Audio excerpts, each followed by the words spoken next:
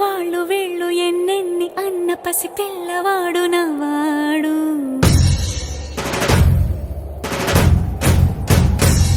విడుముండోడు అని ఊరు వాడ అనుకున్న గాని మహారాజు నాకు నవ్వాడు.